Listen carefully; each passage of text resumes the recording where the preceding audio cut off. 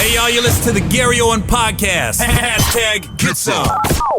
Hey, what's up, everybody? This is Gary Owen with the Get Some podcast. You can listen to this on iTunes.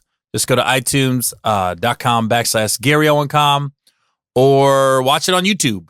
YouTube.com. You know what? I'm brain farted. This is like the second time in the last couple weeks I brain farted trying to give out my YouTube page. On iTunes, just search Gary Owen, or you can do hashtag Get Some. On YouTube, it's youtube.com/GaryOwen.com. Filming this at Timeless Recording Studios in Cincinnati, Ohio. Weather's starting to get cold now. So I went from allergies to just the sniffles. This is unreal. Like, I gotta have the most unhealthiest podcast on the planet right now. Anyways, I did somebody else's podcast last week. I did Bert Kreischer. And I want to thank Bert for having me on his podcast. I'm one of those guys, I fought doing podcasts for a long time. I thought it was like a step down. I almost thought I was better then. And I hate to say that, but I did. I was like, podcast, that's for like comics that didn't make it or on the downside of their career, comics trying to make a name for themselves. And it's been a little over a year since I've been doing my podcast. And honestly, I love doing it. And I get stopped at airports, sports bars, anywhere, as much for my podcast as anything else. Like, it used to just be like, hey, I saw you on Hip Hop Squares this week, or I saw your stand-up special on Showtime or something like that. Now, it's the podcast, you know? I mean, people love my dad on here. He's not on this week. But I've had him on quite a few times in the last month. He's like, dude, your dad should be your co-host. I always tell people, man, my dad and my mom were funny, but my dad's really funny. As you guys have seen the last 3 or 4 weeks, he's been on periodically. But I had a guy a couple weeks ago.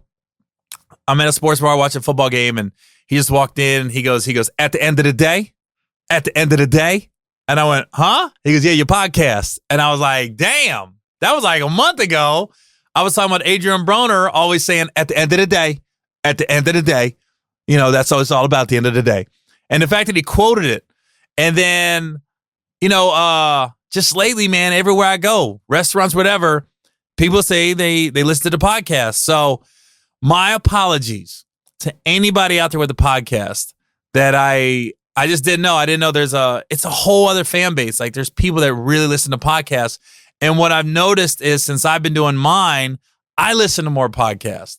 And some I get bored and I turn off after 5 minutes, but some I'm riveted. A lot of it is who the guest is. Bill Burr's one that talks to himself a lot. I'm by myself quite a bit. It's just, in the beginning, I thought, podcast, what am I going to do that for? Now it's one of those things I look forward to every week. It almost reminds me of Chaz Palminteri, and you guys may know him from A Bronx Tale. He was the one that played Sonny in A Bronx Tale, the gangsta.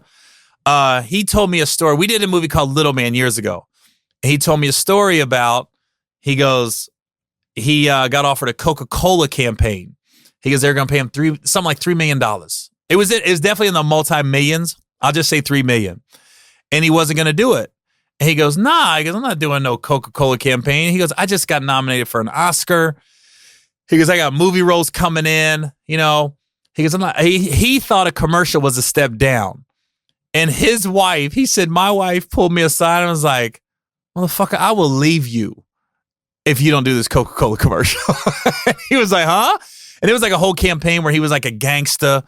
And I remember it. Like, Billy Crystal was in it with him in a commercial.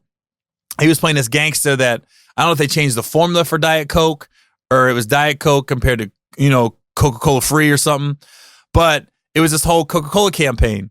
And his wife basically put it into logical terms. She was like, do you realize 5 years ago we were in like a 2-bedroom apartment, not knowing where we're going to pay our rent? And now you just got offered $3 million from Coke and you're going to say no? He was like, you know what? You're right. And if a lot of people don't know, a lot of entertainers, now it's not looked down upon to do commercials or TV appearances You're just working, and now we're in a social media age, and everybody's on their phones, and people are just watching entertainment from all different outlets. You got laptops and cell phones, and you got movie theaters, and you got your TVs, and you got smart TVs that you don't even have cable anymore. You just got Netflix and YouTube. But nowadays it's not looked upon like that. It used to be, once you got into movies, that was the pinnacle. You're a movie star. You don't do TV no more. You just do movies. I remember right when I first got into this business, I saw an interview with George Clooney. And now it makes sense, because when I'm out, I notice people want to touch me. Like dudes especially, they'll come up and they'll slap me on my shoulder, be like, "What's up, Gary?" They'll put your arm around you. And I'm very much, it makes me uncomfortable. I tense up. I'm like, ugh, because I don't know when they're going to let go. But I saw an interview with George Clooney, and George Clooney said when he was on the TV show ER, he went out to eat with Mel Gibson. And Mel Gibson was a mega movie star. Once Braveheart came out, that was it for Mel Gibson. He said, but he noticed people would come up to him, put their arm around him, say, "George," and like hold him and stuff. Where Mel, they wouldn't touch him. They'd be like, "That's Mel Gibson." Or they'd ask George, "Yo, is that Mel Gibson over there?" And Mel Gibson said, "Yo, I'm in movies, you're on TV." And what the difference mentality that we don't realize is when you're in a movie, people have to go see a movie. So they have to leave their home, get in a car, and it's a night out. When you're on a TV show, you're in people's houses. You're in their homes. So they feel like they know you. They feel like, "Oh, you've been in my bedroom. You've been in my living room." So when they see a TV star, they'll run up to them and touch them because they feel like they're more comfortable with that. When you see a movie star, you kind of hand off. You back off a little bit.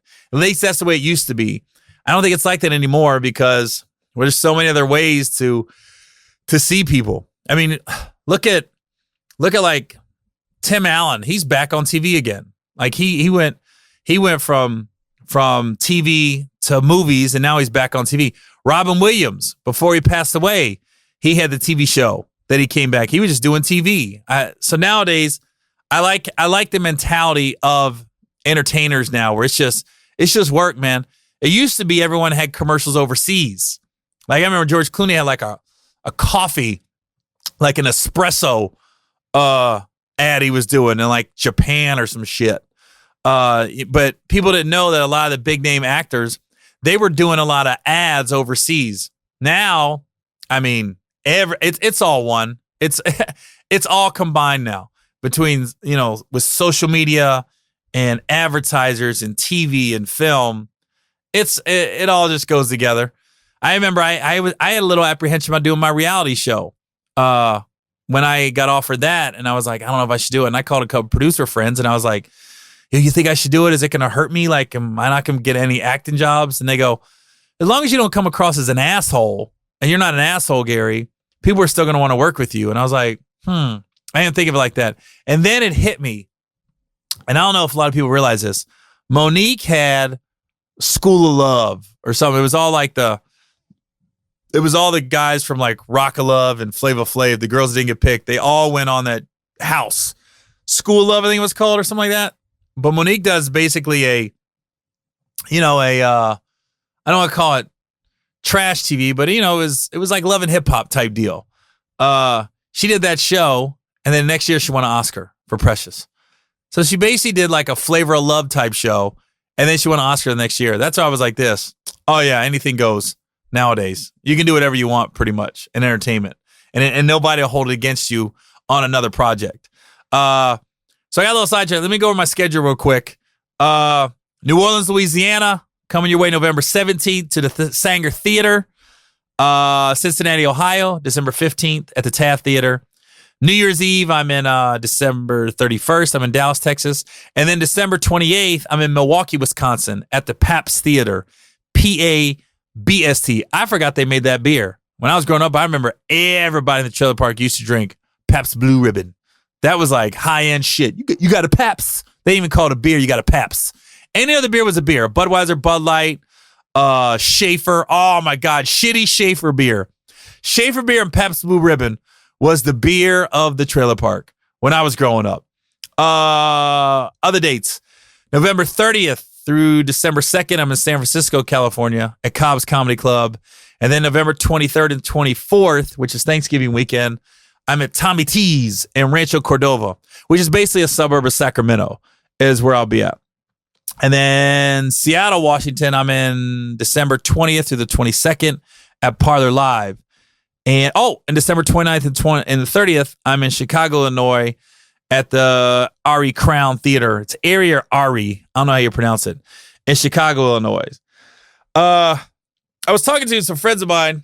We were talking about basketball season. Now that basketball season's upon us, the West is going to be so much fun to watch with the Lakers, Golden State, and Houston. And then the one team laying low, those Utah.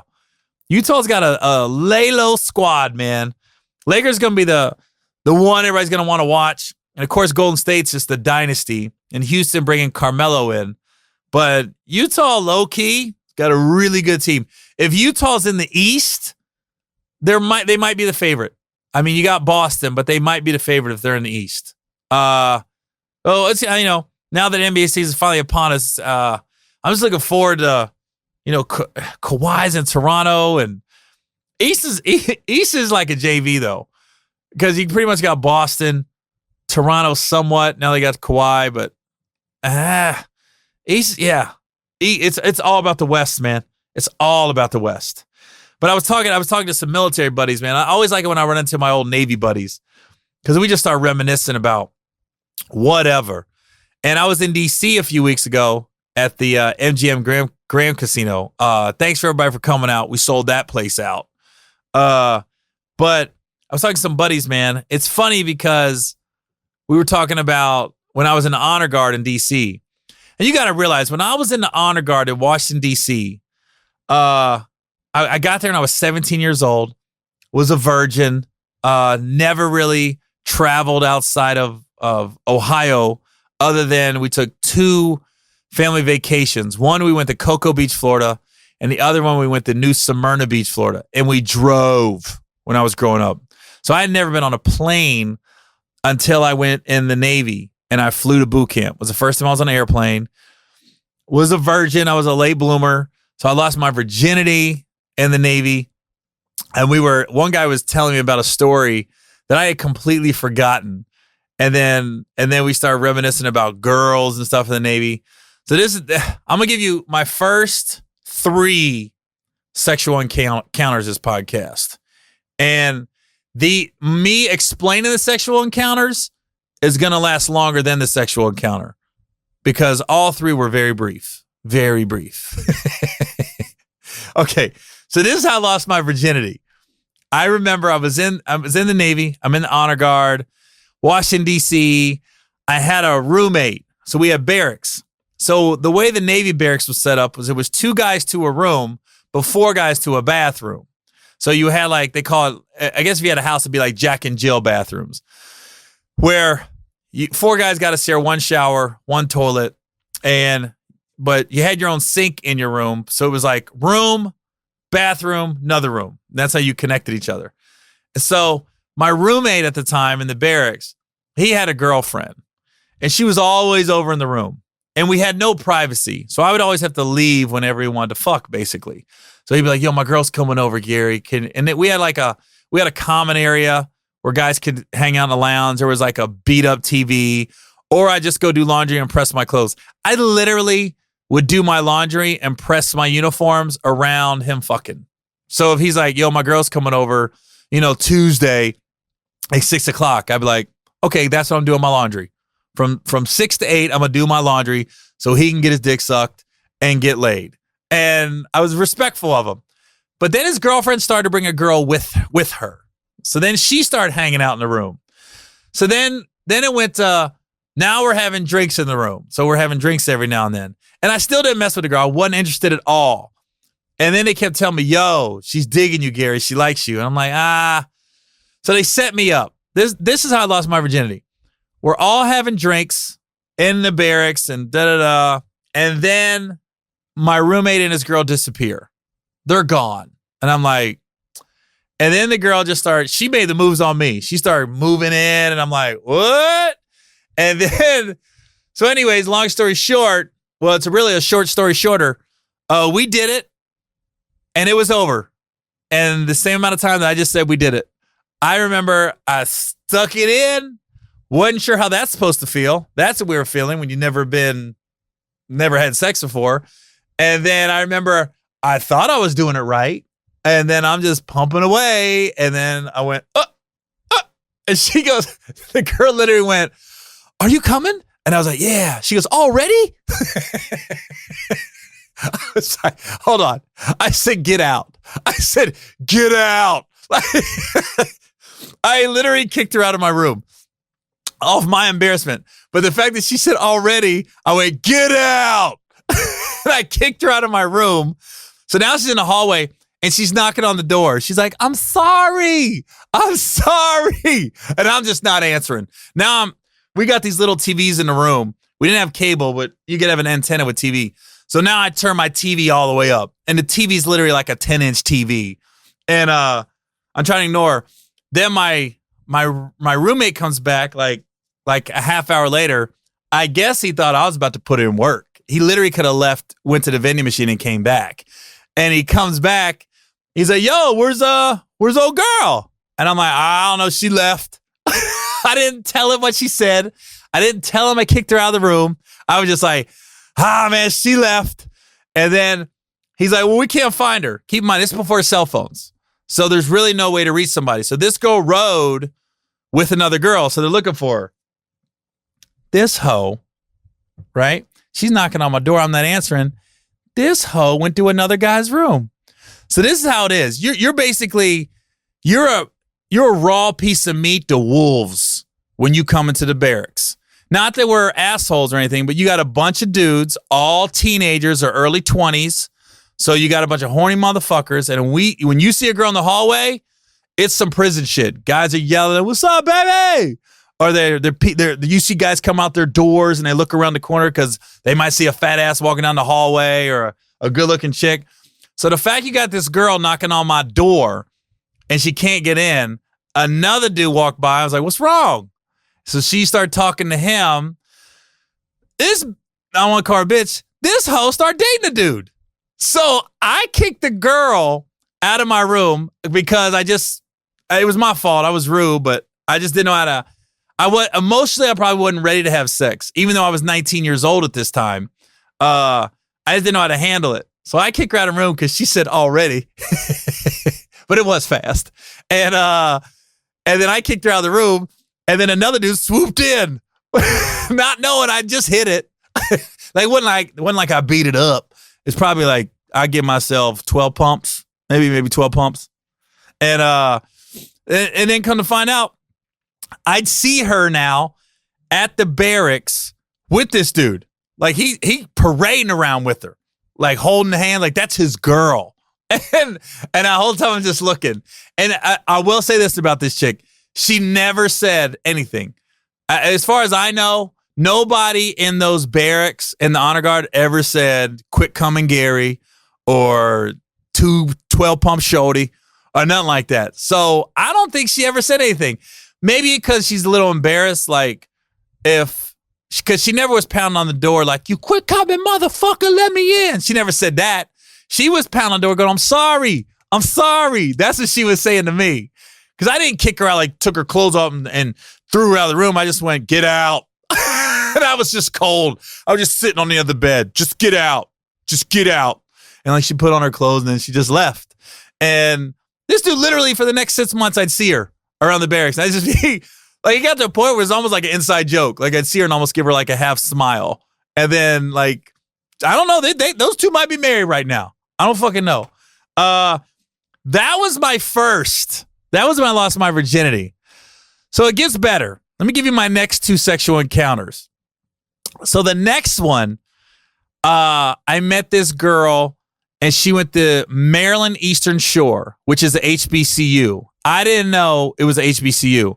So I meet this girl at this place called The Dome in Washington, D.C. They used to call it the Doomie because it was so easy to pick up girls at the Dome. Anybody that was in D.C. in the 90s, you probably heard of the Dome.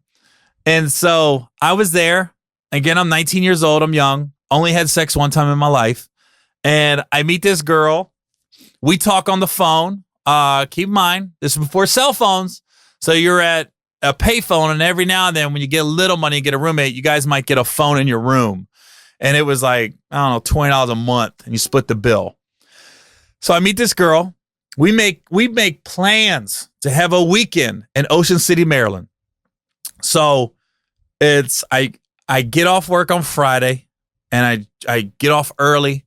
I go pick her up. She lives in the dorm at Maryland Eastern Shore. I don't know what's HBCU. I don't even know really what an HBCU is, honestly. So I see like Thurgood Marshall Hall, George Washington Carver Hall, and I'm like, why they got all the black guys halls here? That's I've never seen that. Then I see black kids playing tennis, and I'm like, what the fuck is going on?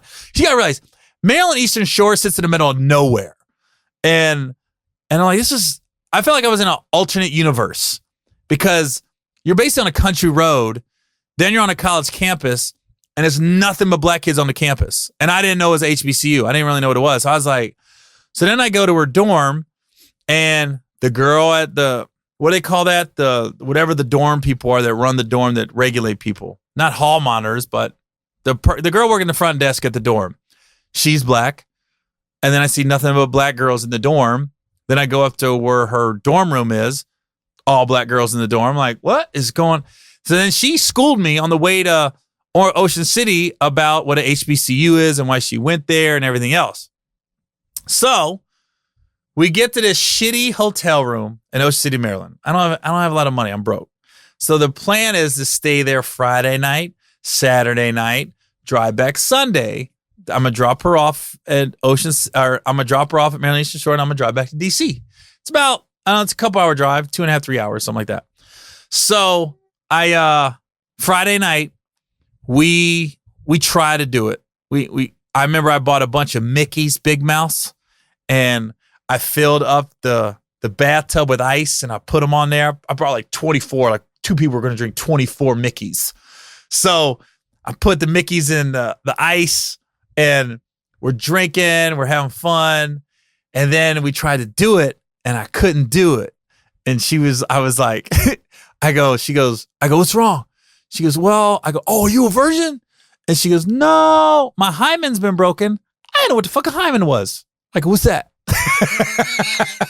She's like, well, it's been broken, but I haven't had sex. And I was like, okay, I don't know what that is. So yeah, I just gave up. I went, all right, well, we can't do that. So the girl, I guess she felt bad that we couldn't do it. So we're just kind of laying down. It's about 1, 2 in the morning. And I guess she decided, I'm going to hook Gary up. So she goes under the cover, starts hooking me up, right? With a little blowjob. And that's the first time I ever had that happen to me. So I'm in the room like, whoa, okay. And then I'll never forget, Ohio State was playing Washington on TV. And Ohio State, like the dude broke a run or went for a touchdown. And I don't know why they were playing on Friday night. It was a Friday night game. I don't know why. It was so weird. And the dude went to break for a run, and I said, yes! And the blowjob got faster. And I went, oh, she thought I was talking about her. So hold on. This had to be early in the night. There's no reason Ohio State would be playing that early, unless it was a late game. So this had to be this had to be early. It's probably 10 p.m. at night, or 11. Yeah, it wasn't 1 or 2 in the morning. It's probably 10 or 11 at night. Damn, we got at it early. So every time Ohio State would do something like a good play, I would say, yes, sir, and the blowjob would get faster. So she thought I was talking about her, but initially I was talking about a football game. Now I'm kind of having fun with it. Call me an asshole, whatever.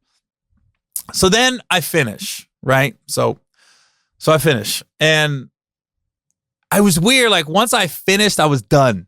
I wanted to leave. I wanted to be out the room. I didn't want to see her again. And it was just emotionally, I couldn't handle it. I don't know what was going on with me, man. But all I know, I want to be anywhere but there. I just want to be by myself.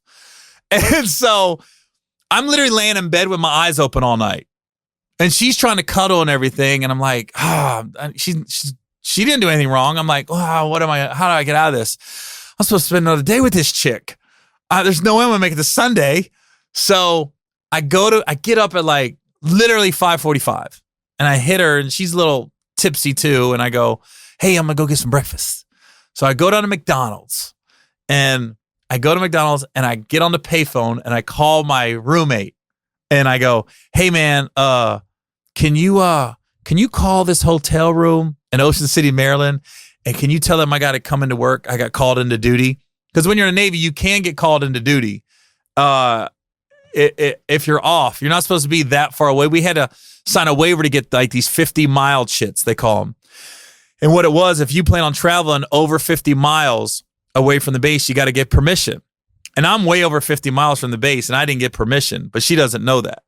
And so I said, hey man, can you say I got to come in for duty and and say I got to be into work like right now?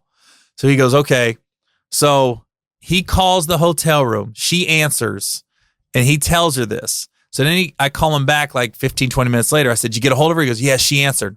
I told her I was like Senior Chief Smith and you got to come in for duty. And I told the girl I didn't have a 50-mile shit. So basically I'm kind of breaking the law coming to see you. And that's why they can call you and tell you to come in for duty because they know you're close by. If you're over 50 miles away, that your duty station isn't going to call you. They're like, you're too far. So I was telling her my duty station doesn't know I'm coming to Ocean City. So, I could be in trouble for seeing you. And she already knew this. So my roommate called, said he was so-and-so. Tell Gary needs to come in for duty. I'll never forget. I got hot cakes and sausage from McDonald's. I walk into the room. I got 2 of the bags held up in each hand, one for her, one for me. And I go, breakfast. It's like 6:30 in the morning. She goes, your command called. You got to go into work. They called you in for duty. I went, oh, fuck. And I threw one of the bags against the wall. And the pancake just stuck with the syrup. And it's just slowly falling down the wall like a horse scene in a movie. This pancake and syrup are just stuck, just sliding down the wall. And I go, fuck. Now I'm walking around the room acting like I'm mad. I'm like, these motherfuckers, man. How do they know I was here, man? I could get in trouble. I'm not supposed to be 50 miles off the base. And I can't believe they found me. And and I'm blaming my roommate. The one that called her, I'm like, my roommate must have told him. Goddamn, I'm be in trouble. I got to go in. I can't call him back. I got to go in. Did you tell him I was here? And she goes, well, I just told him I'd give you the message. I go, fuck. So we got to go. So we get dressed. We drive back. I drop her off at Maryland Eastern Shore. I give her a hug. I say goodbye. I drove back to the base. I was like, whoo! Never saw her again. I'm an asshole. So if whoever that girl is who's got to be she's got to be 40 years old now. I apologize. I was an asshole. I didn't get called in for duty. It's just emotionally, I couldn't handle the situation, man. I don't know what was going through me. I literally remember coming home and to my buddy Paul, who's still one of my best friends to this day. He was my high school buddy. He was in college at the time, and I said, Paul, man, something's wrong with me. He goes, what? I go, I think sex is overrated, dude. I'm not feeling it. I go, every time I do it, something goes wrong. And I only did it twice. I didn't really do it with the one girl. She just gave me a blowjob. And I tried to do it, but we didn't do it. And I go, I don't know, man. Something's wrong with me. Every time I finish, like, I don't want nothing to do with the girl, man. It does. He goes, nah, man. He goes, you just, it'll get better. That's all he told me. He goes, it'll get better, dude. Because I'm thinking, fuck, man, what's wrong with me? And then he goes, I'm actually glad the first girl you had sex with was kind of a hoe. He goes, because I was worried since you waited so long to have sex, I was worried you was going to fall in love with the first girl you had sex with. And I was like, that wasn't the case. She's already dating some other dude in the barracks. So my apologies to the girl at Maryland Eastern Shore. She's probably, I don't know if she's even listening. She probably doesn't even know. She was so young. I was stupid. I want a dick though. I gave her the hotcakes and sausage. The ones I threw against the wall were mine. I let her eat the other hotcakes and sausage. And I took her back. Not like I left her or I did anything wrong. It was a complete lie, fabrication. And shout out to my roommate. Talk about ride or die. Way to come through. Way to fucking answer the phone at 6 a.m., then call, and then answer the phone when I call back. Because I know you was asleep. I know he's probably partied the night before. Man, my dude, I ain't going to say who you are, but you live in Nashville, Tennessee. My ride or die. CD. I'll just give you his initials. Appreciate you, CD. Now, so that's the first 2 times. Now, the third time I had sex, it was probably 6 months later. Because literally in my brain, I was playing tricks with myself. Like, dude, I'm fucked up in the head. Something's wrong with me. Okay, I'll give you, before I get into my story where the first time sex was good, and I was like, okay, then I started doing it. This one time, I'm in D.C., and me and a buddy of mine, we go to a nightclub in Georgetown somewhere, and we meet these 2 girls, and it was crazy. And my buddy was black, I'm white. We hook up with a white girl and black girl. Now, he hooks up with the white girl, I hook up with the black girl, right?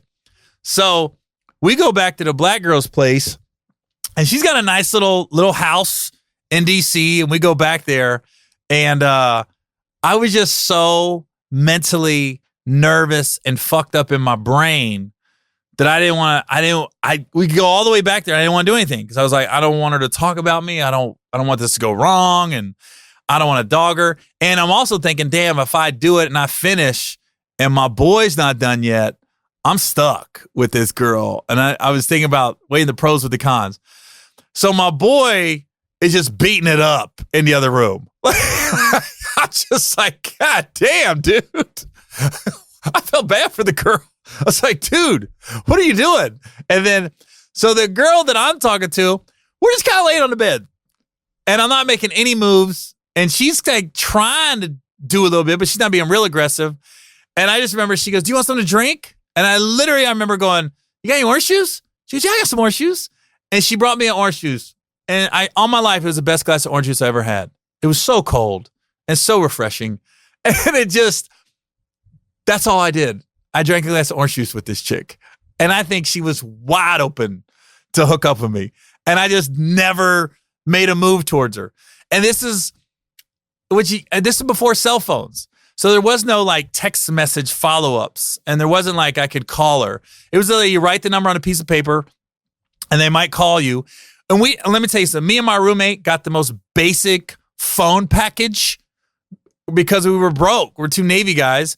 And so we had a phone. At this point, we had gotten a phone in our room, but there wasn't no star 69. There wasn't no call waiting. There wasn't no, I got another call. It literally, we had a phone in our room. So you just had to call us. And if you was on the phone for an hour, it's just a busy signal if you was trying to get through. So we just had like a line. And so I don't know if this girl ever tried to call me back or not, but I lost contact with her. That was a one night thing. I just remember getting in a car and my buddy gets in the car, the black dude, and he's just like, whoa, man. He's going through the whole night. And I'm just like, yeah, I had some orange juice. Yeah, it was good. I think it was vitamin C, though. There wasn't any pulp in it, though. But it was good, man. I think it was Tropicana. That was my night to him. All right. So let's get to the good one. The first night I had sex, and I still wanted to see the girl. We were still good, and we was hanging out. I'm in Georgetown, where if I'm not the Dome, I'm in Georgetown hanging out because you could get into the bars at 18 and over. So I'm in Georgetown. And I'm going down the steps of this nightclub, and this girl's going up the steps, and we start talking in the stairwell. And so we exchanged numbers, and it was weird. Like we only talked for about 5 or 10 minutes, but it was a connection instant. Sometimes you meet people and it's an instant connection. And so we're talking and everything, and we exchanged numbers, and she asked me what I was about to do. And I was like, I got to go back to the barracks, and I rode with like 3 other dudes. And it's a time where I wasn't street savvy. I didn't know catch a cab or anything like that. She goes, all right, well, just call me. Call me when you get back to the barracks. And she was getting ready to leave in a few minutes also. She was from Boston. I'll never forget. I know Boston. She's from Massachusetts. And she was in town on business. She's a lot older than me. I'm thinking like 15, 20 years older than me. And because I'm only 19. So I get back to the barracks, and I called her. I don't even know why I called her. I just called her, and this has got to be 2, 3 in the morning. And she goes, we small talk. And then she goes, hey, do you want to come over? And I was like, I mean, I can. I'm not doing anything. And she goes, all right. I'm going to call you a cab. And I go, oh, okay. So she called the cab. So she calls a cab. I have to go outside of the base to catch the cab. Cabs can't come on the base like that. So I'm literally at the gate waiting on a taxi. The taxi pulls up. She's already told the taxi where to go. So I'm just riding. Then we get to a Red Roof Inn in Springfield, Virginia. And all I remember about the Red Roof Inn was it was right near the Springfield Mall. And it said it had HBO on the sign. And I remember I didn't have cable. And I hadn't had cable in years. So I hadn't seen HBO. And I was like, holy shit, this chick's balling. Red Roof Inn with HBO. And I go in the room and she's got it all set up. She's got candles lit. She's in a negligee. She's ready for business. And I'm like, holy fuck, is that Terminator 2 on the TV? It's like, oh my God, I heard this movie's good. So here's the 19-year-old of me. I really want to watch this movie. So it's literally out of the scene of a movie, the way this played out. She's on a 90. I'm laying down on my stomach and she's like giving me like massaging my shoulders, but I'm really into the movie. Like I'm at the end of the bed as close as I can get to the TV. So you figure I'd lay at the top of the bed. No, I went to the bottom and laid the opposite so I could be as close to the TV as possible. And I got my hands underneath my chin. I was watching TV and she just rubbed my back and my shoulders. And 19 ain't nothing sore. Like nowadays, I love a good back massage or shoulder massage, but 19 ain't nothing sore. So I'm like, why is she doing this? And then to give her credit, she let me watch the movie. It was about halfway through when I got to her room. So I got to see the end of it. And then it just happened. Like she went to town. It was an experienced woman with a young 19-year-old. And I'm not going to get into details, but I did myself proud that day. I didn't finish within a few seconds. I lasted. And then when I got done, I was like, yo, I'm okay. It was like I got cured from a disease or something. I was like, I'm still cool hanging out here. Like I remember I went to the bathroom and, cleaned up, got a shower and stuff and came out. And then she's just laying on the bed. And I was like, I'm okay. I'm cured. Like I was okay laying next to her. I watched like 3 more fucking movies. I don't think I slept because HBO was on. And then she left early in the morning to catch a flight. She was flying. That's why I said I know she's from Massachusetts, but I know she was flying into Boston. So it was like 6 a.m. I'll never forget. She woke me up and she says, hey, I'm leaving. And I said, oh, okay, should I go? And she goes, no, you can stay. It's fine. She goes, checkout's at noon or something like that. And I go, oh, okay. And then I hugged, quick kiss on the cheek. And I remember she left and I was like, that was cool. That was like a cool experience. And I remember I called my buddy. I'll never forget my buddy he came and picked me up. And of course, teenagers, they want to know the details. Like, yo, what happened, man? What's up? You was with your girl from last night at the club and shit? I'm like, yeah, man. He goes, what happened? I go, dude, I watched like 3 movies. I'm explaining Terminator 2, Look Who's Talking Now, some other movie. Dude, like 3 movies, bro. Let's go to Taco Bell and celebrate. Like we went to Taco Bell to celebrate. And I remember just thinking, I'm fucking cured. I can have sex now and still like hang out with the chick after. And it was just like, I just be thinking, man, if that girl ever came up to me nowadays, she's got to be 60 years old. That chick is now an old woman. Because I just remember she was way older than me. Because I was 19 and I remember her saying she was in her 30s. Because she didn't look like it. She looked like she was 21, 22. Because I remember I was like, oh, you go to college out here? Because mainly I was meeting college chicks back then. She goes, nah, I work for so-and-so. I live in whatever, Massachusetts somewhere. And I was like, oh. She was like there like as a trainer for whatever company she worked for. She was training people on something. And I was just thinking, what the fuck? Why did she see in me? It must not have been she was doing okay in life, but not super, super great because we were at a Red Roof Inn. But at 19 years old, that motherfucker was the Ritz when I pulled up. I was like, all there was HBO. And sometimes I'll be on stage, and when I do Q&As at the end of my shows, people ask me about something, and I'll tell that story. I'll tell that Red Roof Inn story, a lot shorter than it was on a podcast. But just like a month ago, or when I was in Richmond last month, and a guy and his girl came up to me after the show. They said, "Yo, we live in Springfield, Virginia. That Red Roof Inn is still there, and it still has that HBO sign." I go, "Shut the fuck up." He goes, "Yeah," because I just remember we drove by the Springfield Virginia Mall, and then there was a Red Roof Inn there, and then I just remember the HBO. And so, look, man, shout outs to the 3 girls that I don't know your names, and I don't know who you are. Shout out to the girl that said already and then start dating the dude in the barracks. Shout out to the girl from Maryland Eastern Shore. I'm sorry. That was a complete fabricated lie. I didn't get called in for duty. I know how to handle shit. I'm sorry. And shout out to the old chick. That's got to be 60 now. In Massachusetts somewhere. Thank you for curing me of my disease in my brain. And let me tell you something. After that day, smooth sailing ever since. I did have one hiccup. I'm not going to talk about it now. I'm going to write it down for a later podcast. I did have one hiccup later on. Still in that time.